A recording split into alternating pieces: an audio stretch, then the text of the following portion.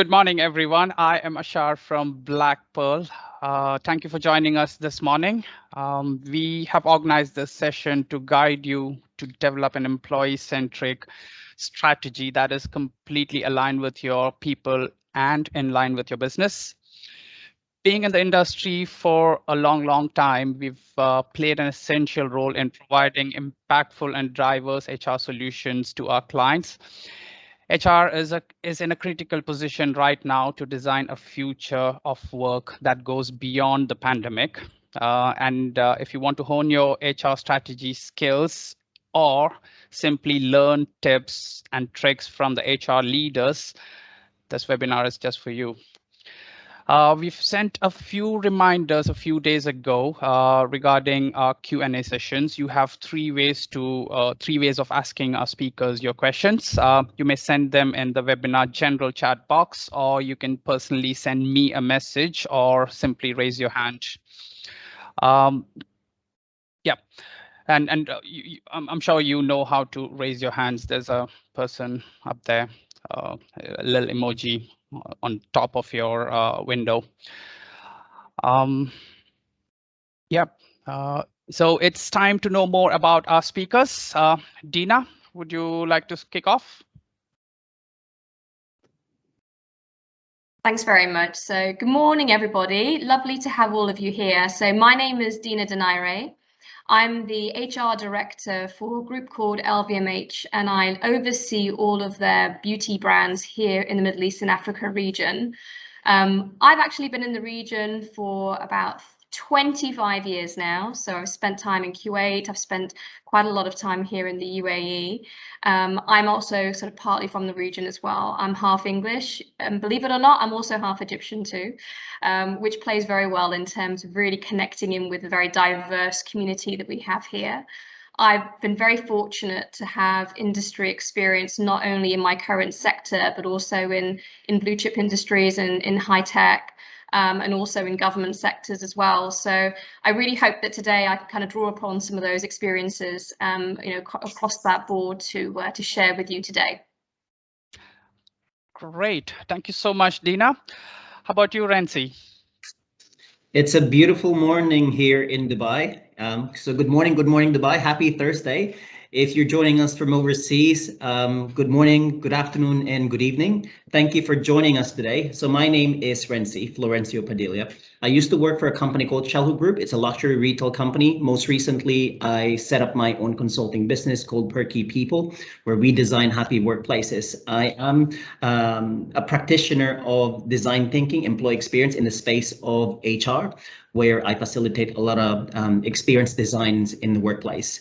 So happy to share maybe my experience facilitating strategy development sessions with business leaders, with HR leaders, but also with companies that I'm working with or that I have worked for. So looking forward to sharing and having this conversation with Dina and talking about our experiences together. I hope you guys will pick up like one or a few things, but if you do have any questions, or if you do want to share any insights or maybe best practice with one another, please, this is an opportunity to share with one another what are those things that we can all benefit from. So thank you.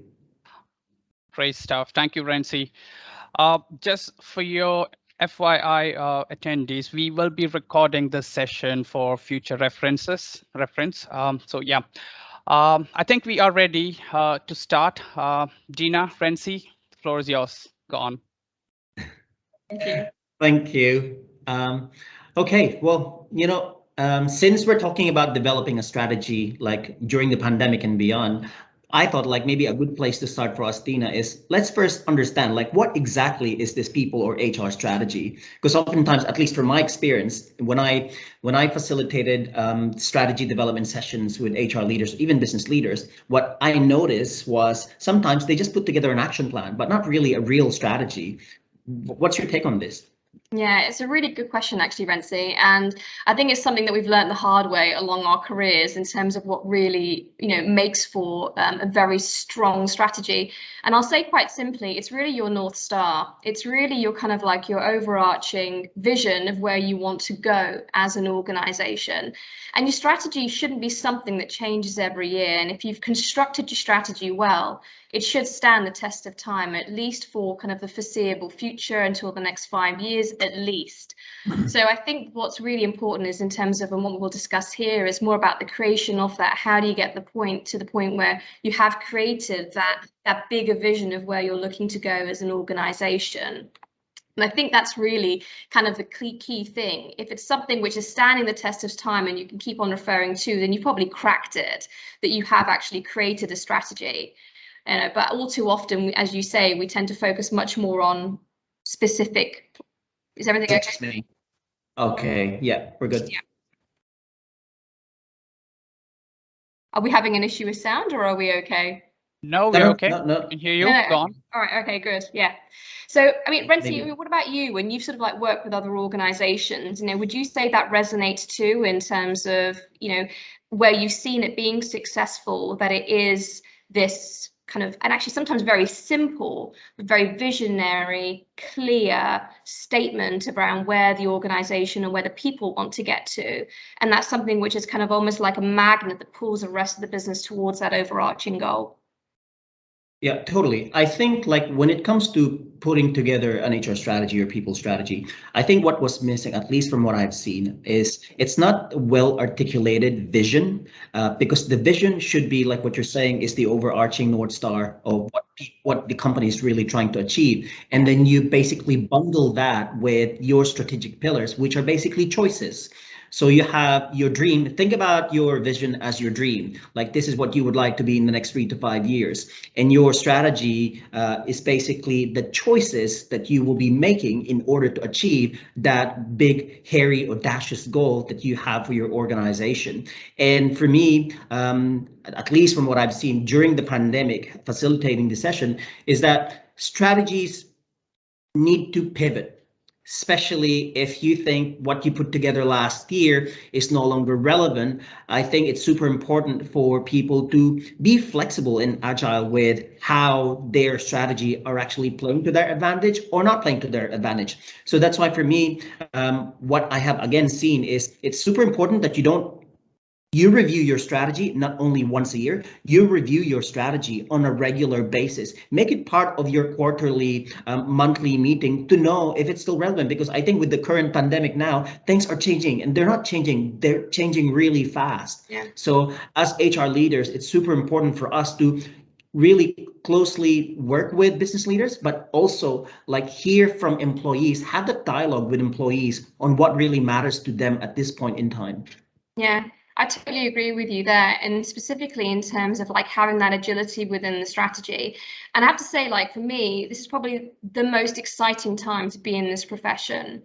It is really the time for HR. It's really the time to focus on people, and this is actually where HR, and I'm sure all our attendees will agree that we have probably got the biggest voice now. And through the pandemic, people turned to HR and it was, well, where are we going? What are we doing? And oftentimes we didn't have the answer. So the strategy was really important in terms of going, okay, well, let's not lose focus around our overarching direction of where we're going. But within that, based on what we've experienced, based on what we are now learning more about our people through the dialogue, and because the pandemic has really opened our mind up and challenged us in terms of how we operate, there are certain things in there that just needed to be modified, just to regain some focus. And so for us, it was really about that people-centric aspect of how do we really make sure that people are at the heart. How do we really make sure that we're building connections? How do we really make sure that we're listening to the voice of the people, that we are agile enough to really like have touch points within the organization? So that became even more entrenched within the strategy itself, but that didn't fundamentally change the overarching direction of where we were going, because we were really clear And that's through all the different things that we'll talk about and what you've mentioned in terms of consultation, etc., where we know that key focus for us is really focusing on how we digitalize our business, how we really focus on employee engagement and experience, and some other points as well. So this whole situation, the pandemic, really threw it up in the air, got us to revisit the whole thing and ask very important questions to ourselves around what is really important right now. What are we missing? What have we learned through this whole experience? But we've taken the bravery to really integrate that into, you know, our plans and our overarching strategy and modify that. So I totally agree with you. There really does need to be this pivot capability within your overall plans, that you don't get stubborn to what you had originally agreed on, because I do feel that sometimes we do slip back into old ways. And now that, particularly in the UAE, you know, where we are seeing things kind of go back to more normal ways, it's easy to slip back into old ways.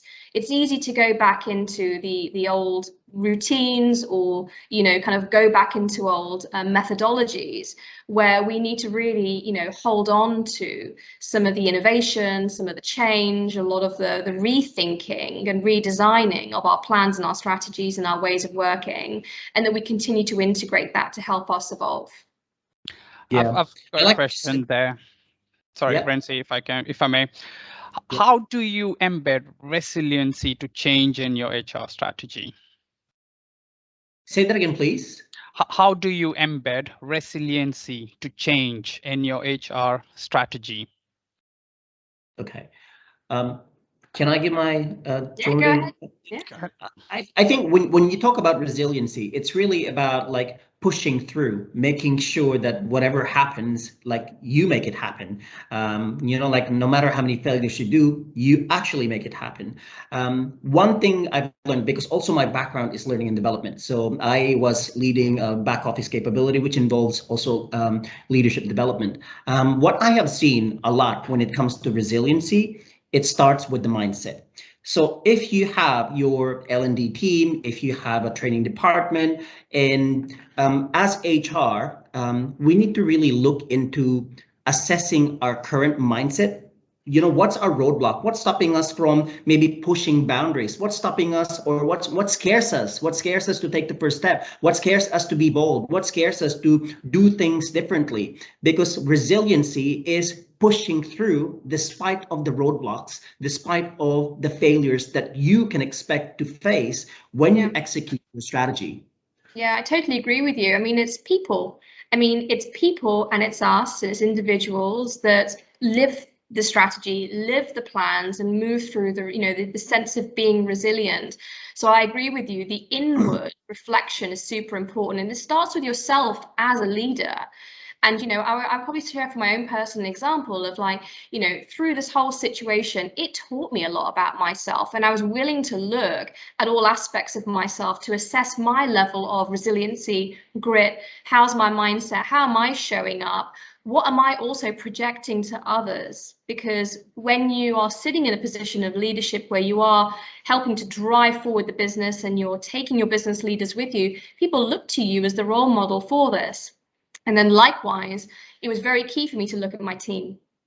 And you can't do it alone. And that is also your HR team around you. And that's super important, that you do look at how are they showing up? How are they role modeling? Because you can't do it alone. And it's all very well that you know, are reflecting the traits, and you're communicating well, and you're doing all these good things.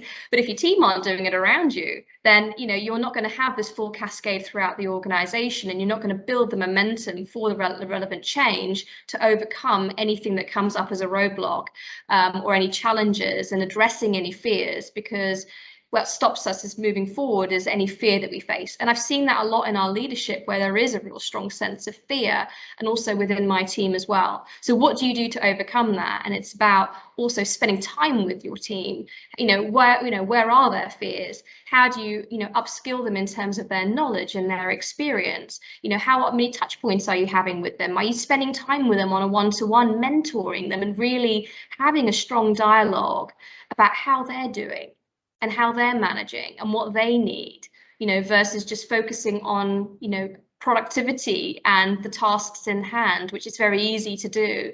But, you know, kind of getting a bit granular and a bit dirty in terms of some of the detail around addressing people's individual fears, but also doing that with your business leaders as well. And I think this is a very strong first step in terms of how you really bulletproof your strategy and your plans, because if people have a fear and are worried about change or disruption or the unknown, which we're all facing now, then that's going to really hinder your progress. And that will actually spread almost like a virus throughout your business too. Yeah.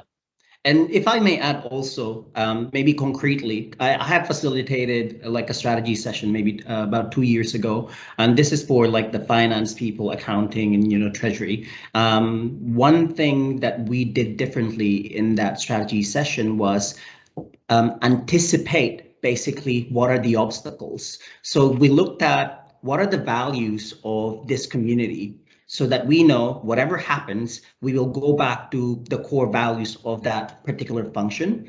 And then they have defined the vision of what they want to achieve in the next 3 to 5 years. And then coupled with that are the methodology. What do they need to do to achieve that? But also identify the obstacles for every action that they would like to do to achieve the vision.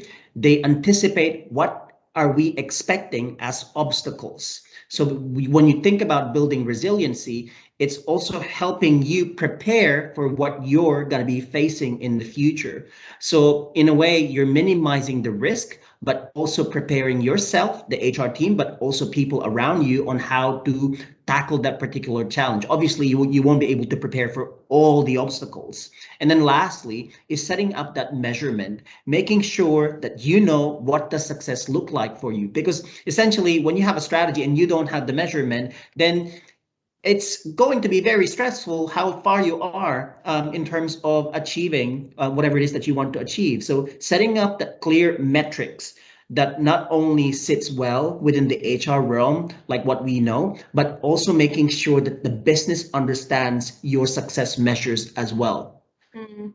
I agree, Rhency, and I think that ties in really nicely in terms of getting into a little bit more detail now around how we actually go about developing the strategy.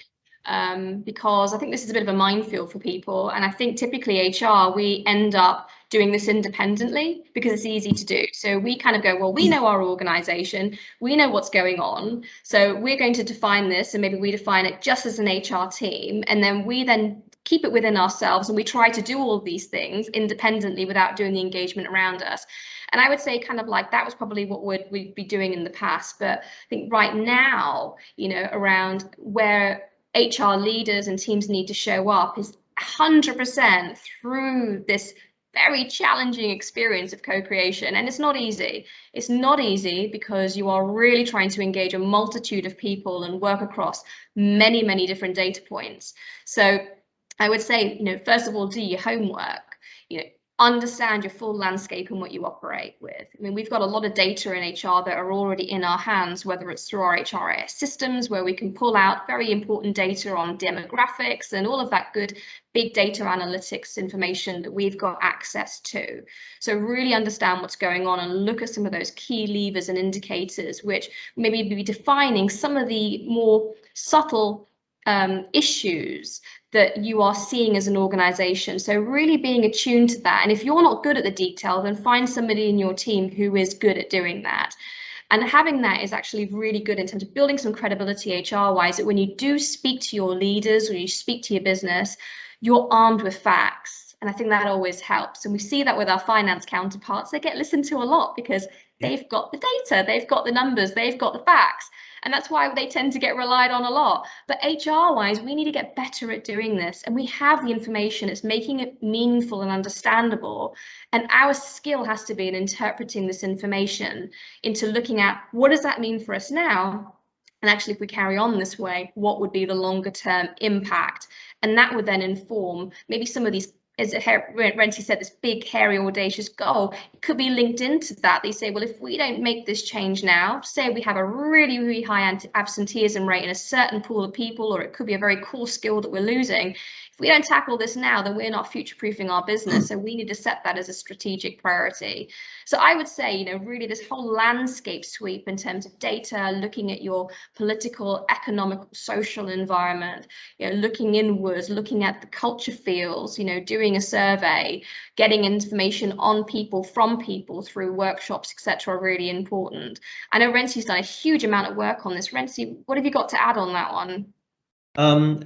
I love what you're saying there, Dina, because I think data is super important. And we've been hearing a lot about like data-driven decision making. And as HR, we shouldn't be limiting ourselves only to data that, you know, are readily available within the realms of HR. Yeah. It's in our best interest to really be curious about how do the HR metrics interact with the business metrics in terms of productivity per person, productivity, especially if you're working in retail. You know, like they have like concrete metrics on per hour, per day, you know, per shop floor and all these things. That's easily interpreted by the finance people. Just see, like measure, for instance, like look at your engagement activities, look at any initiatives that you're going to be driving and see if there's going to be a huge increase. One perfect example that I can share was where I think it was May of this year during Ramadan.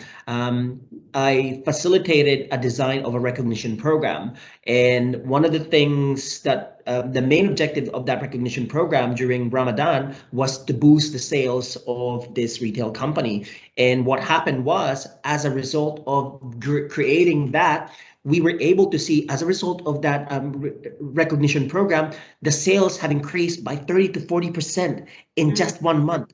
So like that is very, very powerful. So that right now, like we spoke with the president again of that company, and then like they wanted me again to design something in December around recognition for the end of the year, because they now see HR really as a partner in terms of driving also productivity, not only creating the fun part. It is a fun activity. It is a fun, engaging initiative, but they see now that there's link with what HR does with what the business needs. But in addition to data, I'm sorry, I'm just sidetracking here, but in addition to data, I'm a big fan of co-creation.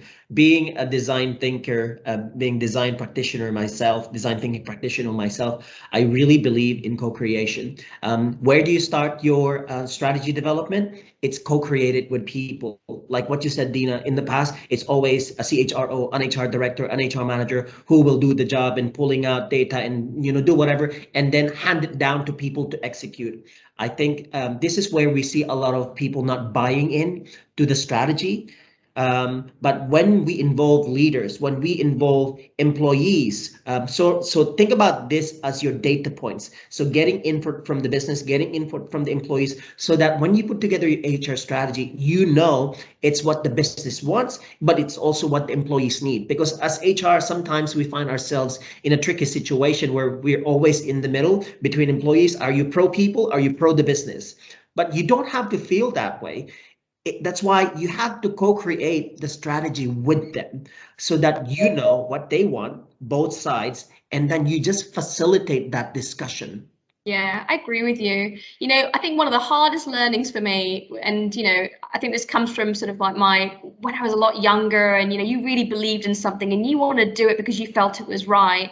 The issue is that when you don't get the buy-in from people, or they don't feel as though they've had some part of the process in creating that, then they're not in with you, heart, mind, and body and soul, you know, and then trying to then take them along with you when you've gone through that entire journey yourself and you feel very strongly about a particular initiative or a direction, you know, it's super difficult to then pull people along. So this co-creation part has been an absolute game changer in terms of just how I operate, and also what I expect my team to do in terms of the way that they work and act as a true partner to the business.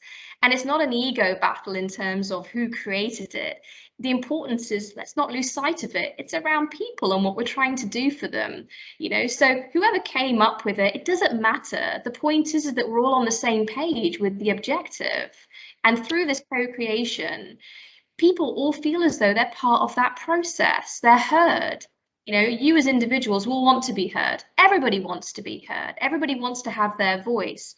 It's how we pull it together. And this is the skill that we have to acknowledge. We may have to let go of some of the things that maybe we really believe in. Maybe it means we have to be really agile with our own mindset. We need to unlearn and relearn some things. There could be points where there are some leaders who have got some fabulous ideas that we think, why didn't we have that as HR? It doesn't matter. The importance is where we're going. I think we have a question in the chat box. Yeah. Karthika asks, a lot of organizations right now still believe that HR is just an administrative function and does not really do data analytics. What does it take for it to transition HR into a data-driven and strategic partner? Who wants to go on it? And do you want me to start, Dina, or do you want to start? I'll tell you what, I'll start, because I've experienced this throughout my journey here, particularly in the region, and I totally relate how there is still this perspective that HR is admin, and you still get the question, oh, what do you do? Do you just do recruitment, or do you just handle my annual leave? Or, you know, are you counting how many people are in the office today? And, you know, did people check in? I get it. And it's again, it's a real journey, and there's no overnight solution to how you make this shift and transformation, because it's all about how you show up and what you design as a leader and what you continually do to demonstrate this value that will shift the mindsets. What dialogue are you having? What added value are you showing?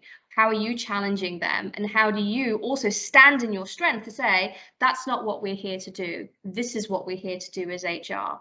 So when it comes to all the data analytics, it could mean that you need to get the buy-in to have the right investment into systems. You know, if you don't have that, it's about how you also present your data and your analytics. I mean, I started off with the traditional methods of just using an Excel sheet and making sense of that and demonstrating that there is, you know, the insights behind that. What insights are you providing? What added value of insights are you providing? So it really sort of starts with you. And there isn't any other way. You're leading your function. The only way that you're going to shift the mindset and the way that people see your function stems from you, and how you create clarity, and you create buy-in, and you create this appreciation of the value that HR brings for people. And it can be very simple things like you sitting with a business leader and opening their mind to different ways of thinking. I had a GM a few years ago when I started working with them, and they came with a very old school mindset in terms of presenteeism, logging in, logging out. And this is really what HR did. So I deal with my HR to kind of action and do certain tasks.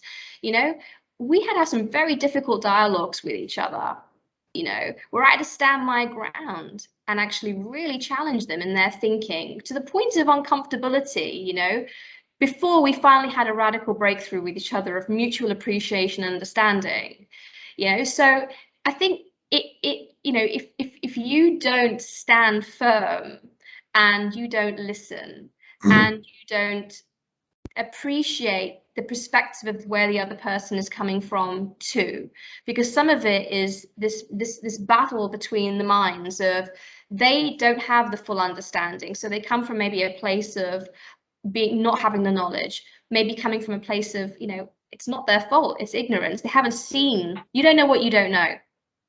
And if they've never seen an HR function in a full, you know, throttle capability of being a people enabler and really standing as a business partner and adding value, then you can't blame them from the position they're coming at. So you've got to take the personal responsibility as an HR leader to take them on that journey, and how you help them through the education and actually listen and hear their fears. So Rhency, I mean, I don't know if you have anything to add to that. I'm sure you do. Yeah. I'm just thinking, like, I totally agree also with what you're saying about, like, you know, like, as HRs, we need to be bold about making sure that we really use the data we have. Personally, also at least from what I've seen as well, I think if I can maybe step back a little bit and then talk about starting with how do you become a data-driven strategic partner? I mean, maybe the first question that we should be asking yourself is, do we have a team member in HR who has the capability to analyze data? That's one step, because analyzing data and putting together a presentation to describe something is not HR analytics. Because within HR, we have so much data, I think, okay, whether it's attrition, like the insurance, engagement, and everything else. The problem is, the reason why people see us as administrative and not really strategic partner, when we pull together the report, a lot of the reports that we provide senior leaders and business leaders are very descriptive. We tell them the obvious of, yes, we have 20 levers. Yes, we have X number amount of, I don't know, like increase in salary and whatever. These are all very descriptive. Analysts should be analyzing what's the impact of this data with the business results. So what I'm trying to say here is, if, say, for instance, there's like 20% attrition in the organization, what does it mean for the business? Because just reading 20% attrition is not enough. You need to put context in what will this do to the business if we have 20%, 20% attrition year on year. So you need to give business leaders actionable insights. Insights is the key here, not just data that you provide them in every meeting. Yeah, I totally agree with you. Actionable insights, I think that's absolutely spot on in terms of summarizing this, because it is easy to give them, you know, a shopping list of metrics, but, you know, you need to get them to sit up and actually understand, if we don't do something about this, this is going to potentially be the result. Implication. Absolutely. Yeah. It's the cause and the effect, and it's the implication. And I think this is where you really get that engender, that buy-in, because, yeah, and that's what you're there. You're there to filter through all of this. You're there to filter through and kind of get to the real kind of crux and core of what really is going to move the needle out on the business. And this is what the business leaders want to hear. So when you have that dialogue as an HR partner, you've got to be really clear. And sometimes it means repeating it multiple times. Like I found sometimes it doesn't take one dialogue, it doesn't take two, it may take more than that to actually keep on reinforcing it for them to really understand and actually to secure the buy-in. So don't be disheartened as HR leaders too, at the first attempt at being able to sit down and start to give more clarity to what's going on in the business, that it doesn't land initially, because sometimes it doesn't. So don't take that kind of personally or withdraw if you're not getting the reaction and response that you expect the first time. You know, you've got to maintain that resiliency and understand that, you know, sometimes, you know, the truth is hard to hear. Really hard to hear. And it's hard to hear because if that business leader's been operating from all great intentions and they think they're doing the right thing, and you're telling them that there are some negative consequences as a result of the way that we're operating, the ego can step in, and it's really hard to accept.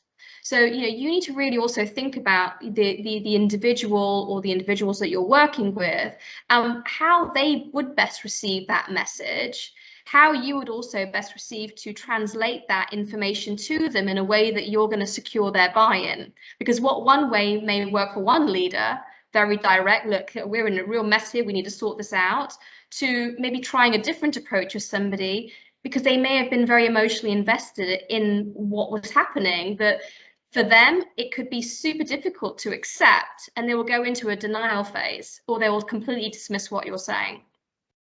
100%. So I think, yeah, I think the key here is like understand first what's the capability within your HR team. And if you don't have, like, invest one, because the value of you really providing actionable insights to the business, I think this is life change. It's a game changer for HR. Yeah, it really is. I mean, I did this myself, and I've always made sure that I've got somebody who is focusing on the business analytics. So I have an HR analyst, and, you know, I haven't got the time, and nor should you. And this is where also as a strategic leader, you need to be very clear about where you need to spend your time, because you cannot be all things to everybody. And, you know, one of those core aspects is having somebody who's continually looking at this, that they can actually bring you this information so you can then create these actionable insights and then translate that to the business.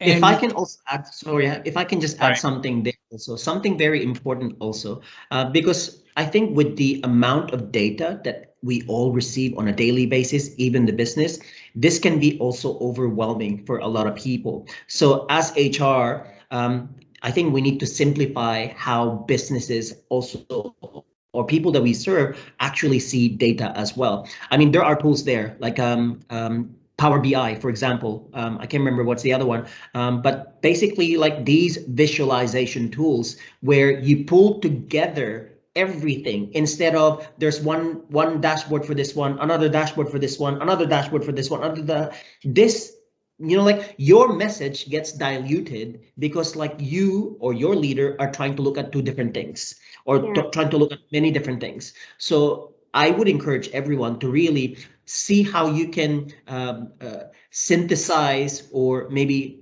consolidate the data in a single dashboard that is easy to understand. Again, when it comes to building the dashboard, it's not you reading it. If it's you who's going to be consuming the data, that's fine. But if it's something that you're going to be sharing with the business leaders, work with them. What would they like to see? Understand, again, I'm going back to co-creation, because when you co-create with them, you know, when you present to them the dashboard, you know, it's of value to them. It's not what you think should be of value to them, but it's what they think is valuable to them.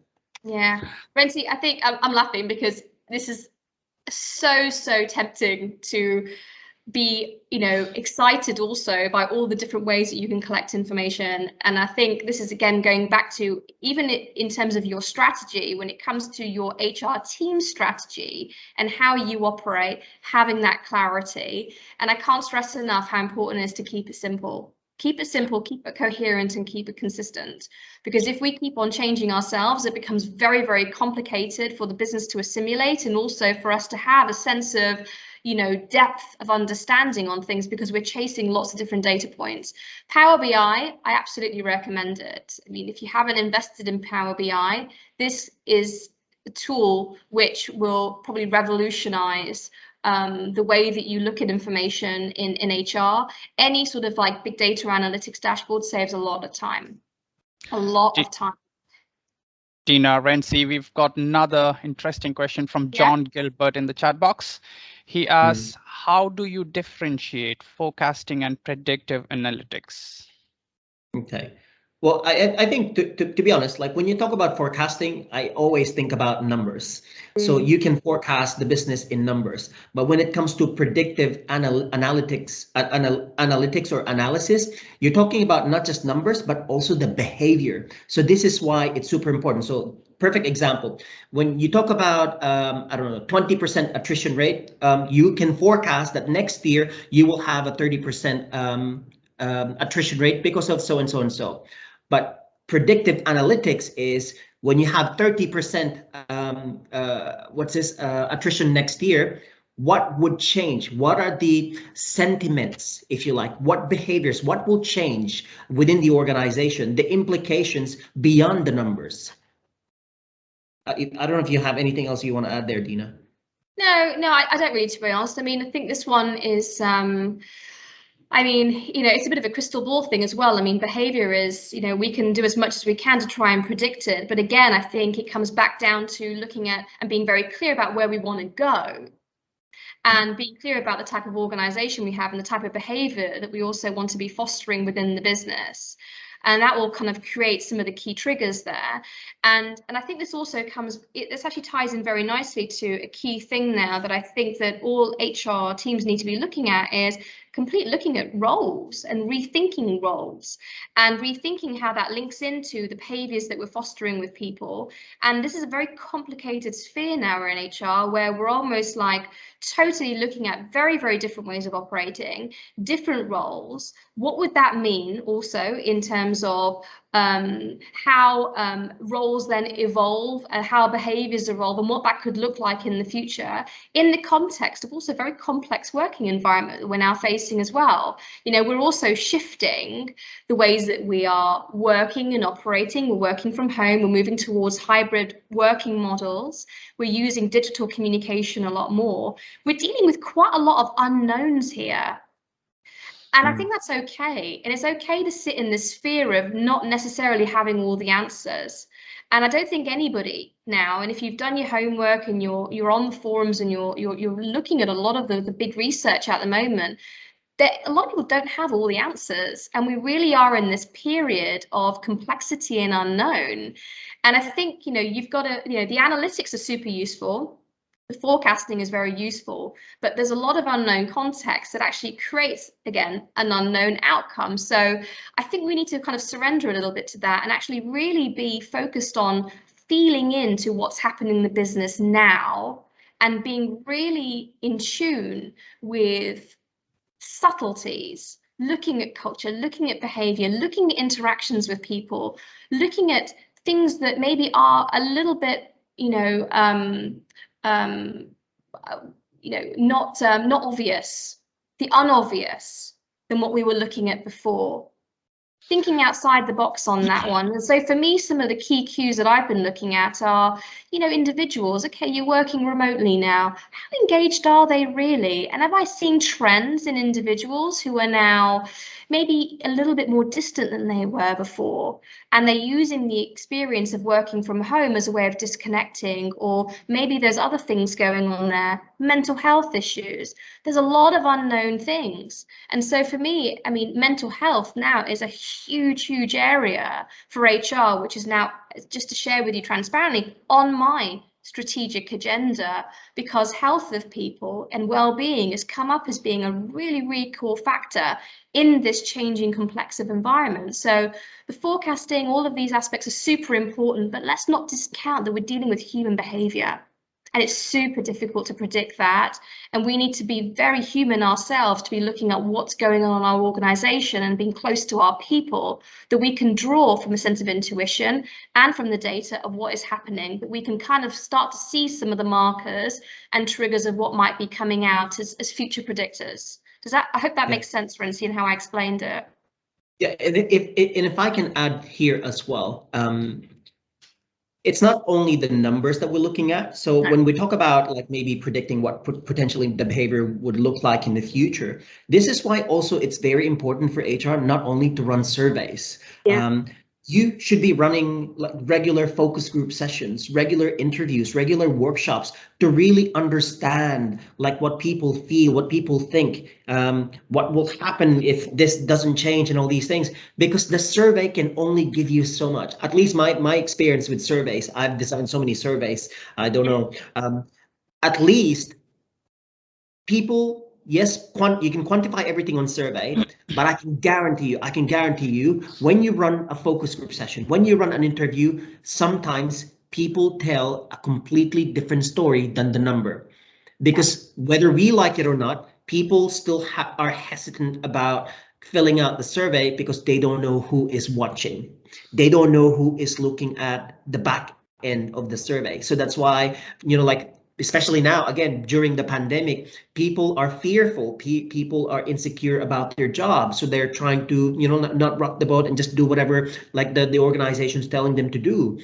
But that's why it's important, speak to people, have that regular focus group interview session to really understand create a meat to the bone, if you like. This is what I always tell to the HR people that I work with. Survey is good, but we need to create a meat to the bone by understanding exactly what people think. And people love to talk. And it's an opportunity for people to be heard. It's an opportunity to co-create that new experience with people. Agree with you, 100%. Keeping time in mind, we've got a few questions waiting. So John Gilbert has a follow-up question, which is, what is the right term or direction, HR analytics or people analytics? Any difference? And we've got a few more. Yeah, for me, I think it's just semantics. I think it should be, what's the reason? Why do you want to use particular word? The same thing with what's happening, and I don't know, like a few years ago when I started my role with Shulhub, maybe 5-7 years ago, around head of people experience. People think it's a rebrand of HR only. People think it's all about happiness kind of thing. And then I've seen organizations where they have also a title, their HR rebranded to employee experience, but actually nothing's changed.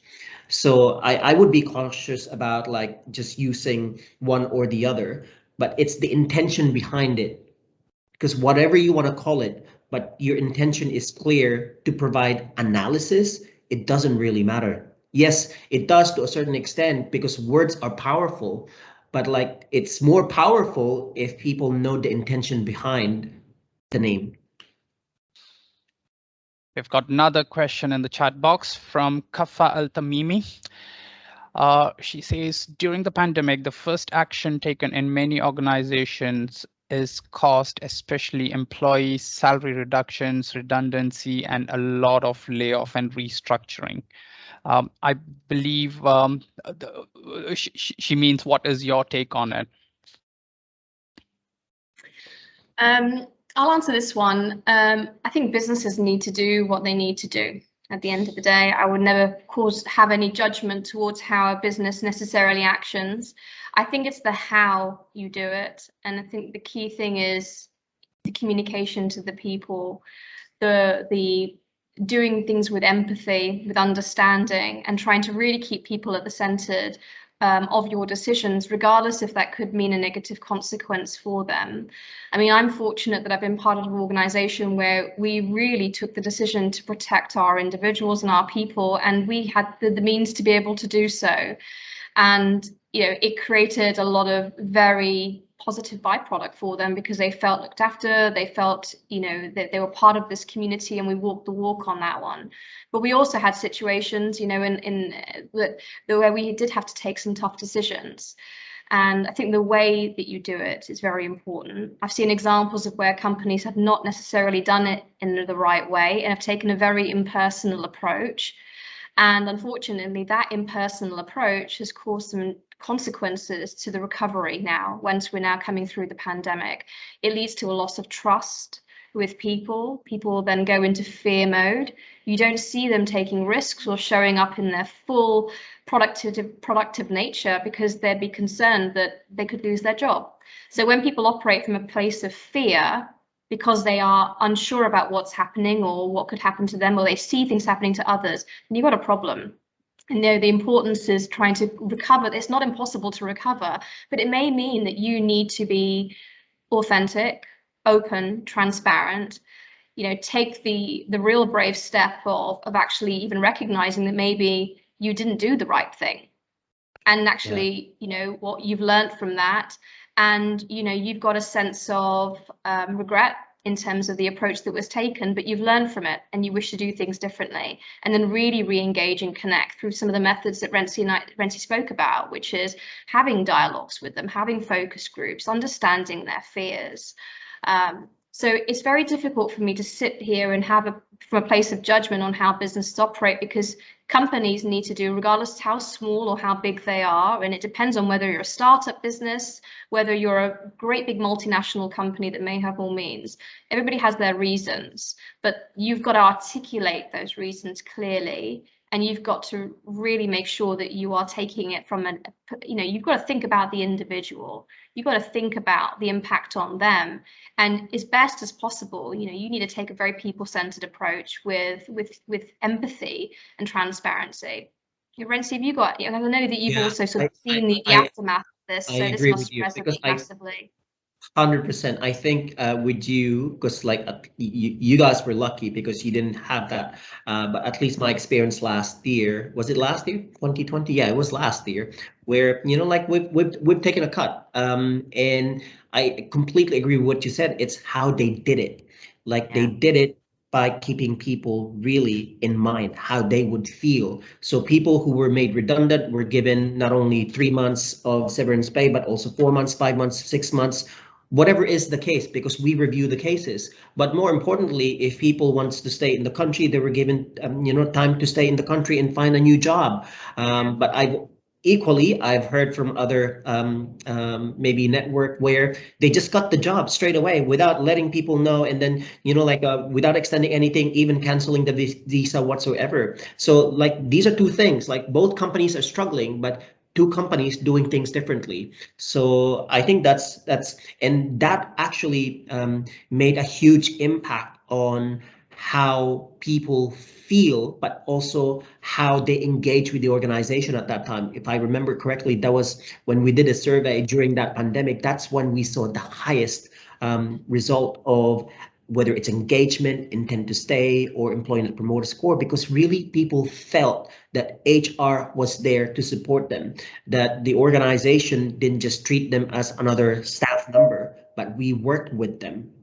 Yeah, I totally agree. And if I reflect on the observation to what happened within your organization, is that the leaders walked the walk. Everybody was all in it together. So it wasn't a them and us situation. It was, we're in it, we're all in this as one organization. And they beautifully created this sense of unity around the whole situation. And I think that was extremely powerful, Rhency, in terms of how it managed to drive up that engagement. And I agree. HR, I think this was where HR really came through as being, a bit of a hero in the situation, because they stayed really close to the people, and they talked to the people, and they made sure that they had that open door, that real strong sense of engagement, but also listening with empathy. And if there were individual circumstances, they were taken seriously. And they were looked at, and they were, handled in the best way possible. And we experienced that as well in the business. And, we did look at things painstakingly on an individual basis if we needed to help. And I think this is where, you are then becoming much more of a heart-centered organization and people-centered. So going back to also that previous question on whether it should be HR or people, it's semantics, but like if you are going to talk about people, they need to live and walk that, and you really need to be operating from a sense of people, and that does mean getting into details, looking at it on an individual level, but also looking at it on a more kind of broader level around how you build that community and that sense of oneness together, particularly through a time like a pandemic. On that, we've got another question from Joseph Gonzalo in the chat box. He asks, during this pandemic, the focus of human resources was shifted towards employee wellness, employee flexibility, upskilling, so on. Most organizations were unprepared for this change. With all the planning and strategy in place, managing the pandemic brought so much uncertainty. One of the biggest issue, many leaders did not know what to do next. Going forward, how can the HR strategy prepare people to handle such uncertainty? I think one word there is communicate. You cannot over communicate in times of uncertainty. Even as HRs, we don't have like a crystal ball where we can see what's going to happen beyond the pandemic. What we can only do is communicate with what we have, okay, at that point in time, and then constantly have that dialogue. I can tell you, like, I think last year, what Shalhoub did really, really well was there was almost a monthly leadership town hall where the CEO and all the executive committee were basically holding this monthly town hall, and everyone can join the town hall virtually. And then the CEO is presenting exactly what's happening in the business, what are the next steps, this is what's going to happen. So we're minimizing the uncertainty. We cannot eliminate uncertainty altogether. We can minimize the impact of uncertainty by giving people a sense of what they can expect. Yeah, I couldn't agree more on the communication. I think this is something that was a really big learning throughout the pandemic. When you're dealing with the unknown and when you're faced as a leader with not having all the answers. And I think this is, again, I've said this earlier on, where, people look to HR for the answer, particularly in a situation like this, and including my business leaders as well.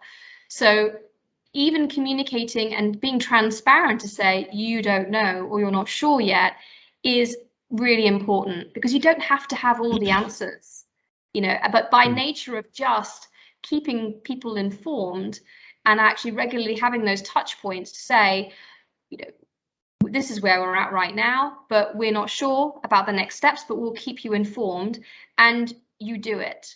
If you make a commitment, you do it, because the essential thing is having that trust that what you say is going to happen, because as soon as you undermine that, this is where you start to have this level of disconnection with people and they start to lose faith in terms of the leadership.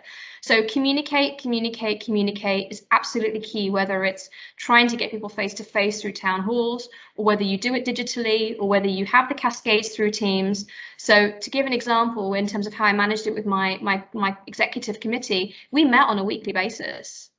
And it was painstaking, believe me, getting people together at that level every week and going through the heat of the challenge and the dialogue. But it was so essential, because also in that forum as leaders, you were able to express the fear, express the unknown, have the debate. And even though everybody had very different perspectives, because frankly speaking, there's no real right answer in terms of how to move through a period of unknown where we don't have all the answers. The importance is that through that very diverging and diverse dialogue with each other, which could be very challenging, came out something that was really magic, which was some form of approach and way forward, an agreement on the communication engagement people, which took a lot of different perspectives into consideration to create that solution. So, also as part of this is make sure that you are facilitating dialogue, even challenging dialogue, with very diverse stakeholders, in the ability, with the ability to kind of like have this very transparent communication with the business and with the wider organization as well. Yeah, totally, Dina. I love what you said there about that ongoing dialogue, because not only just one-way communication, it should be a dialogue, two-way traffic. But more importantly, I think this uncertainty does not only happen during this pandemic. What we need to understand is there's always uncertainty everywhere. When you do, for instance, when you do run a survey and you don't communicate, what are you going to do with the result? That's uncertainty. That's what's going to cause also disengagement. That's what's going to cause people to feel dissatisfied. Like, okay, you asked me, but I don't even know what's going to happen. You rolled out an initiative, but people don't know. Like, oh, okay, you rolled that initiative, but actually you said we don't have money, and then we might lose the job. So again, you don't communicate. So I think communication is super important for HR, not only during this pandemic, but also every single day. That's why if you don't have the same way you should have an HR analyst, I think HR should be really, really good at communicating and positioning a lot of the initiatives. I always say to people, especially if you don't have a very good reputation as HR, or in your organization, HR does not have a very good reputation. Perception is reality. Truth is false. So in order to change perception to false, and then the reality to truth, we need to communicate until people really see, they're changing because of what we said in the survey, because of what we said in the focus group. Now they changed. I agree. And just a tip for kind of people around the table that I've learned, if you're not naturally great at being able to do that, some people are very naturally good at being able to just go out there and connect with lots of different people. If you haven't got that natural skill, create it by setting up particular meetings with groups or forums of people and plan ahead.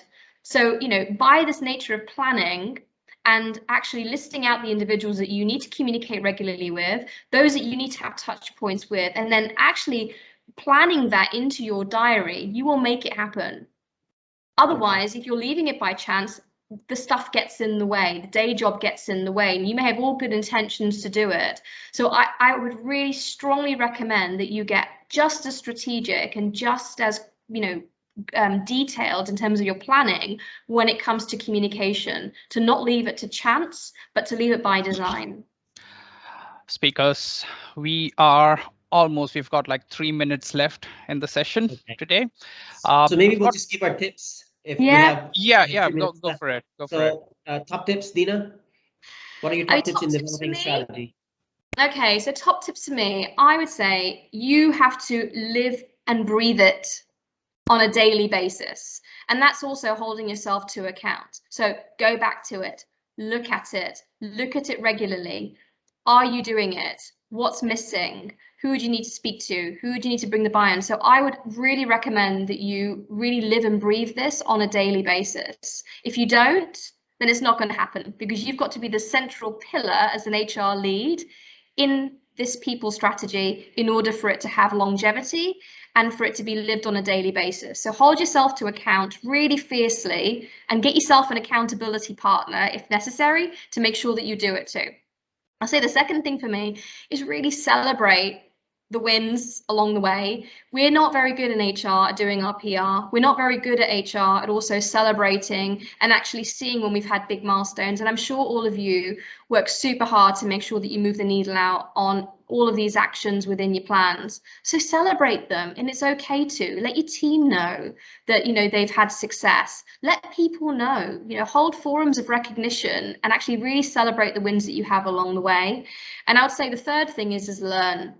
Always keep what we say, a white belt mentality. Okay, so keep yourself open to learning and taking risks. And it's okay to make those failures, because if you operate from a place of always wanting to be at excellence and not having everything sort of squared away and every dotted I and every crossed T, you know, you will not make progress. So be okay to take the risks and be really, really in tune to learning along the way as well. So I'd probably say for me, they're my top 3 tips in terms of making it happen. Rhency, about yours? Yeah, maybe for me, it's HR strategy shouldn't be a dead and boring activity that you have to dread every year or every few years, if that's the case in your organization. Use HR strategy development as an opportunity to co-create with your business leaders, co-create with your people, so that it's not only an exercise, but it's also shifting the mindset of people that people's strategy is not the responsibility of HR. It's the responsibility of everyone in the organization. HR facilitates that conversation so that whatever you create, it's for the people. It's co-created with people. So yeah, that's it for me. Hey guys. Ashar, you're on mute. Okay, guys, thank you so much. I know it's really hard to fit a lot of topics in just 60 minutes. But yeah, this is all what we have for today. Dina and Rhency, thank you for your time. And to all our attendees and viewers on various social media channels, thank you for staying with us. We really hope that you have picked up some tools that can be useful for your organization. And yeah, it was really a pleasure hearing from everyone's thoughts, insights, and we hope to see you guys in our future events. To our attendees, if you have any further questions or want to have a private conversation with any of our speakers, you can do so through the link in the chat box. Thank you, everyone. Once again, this is Ashar.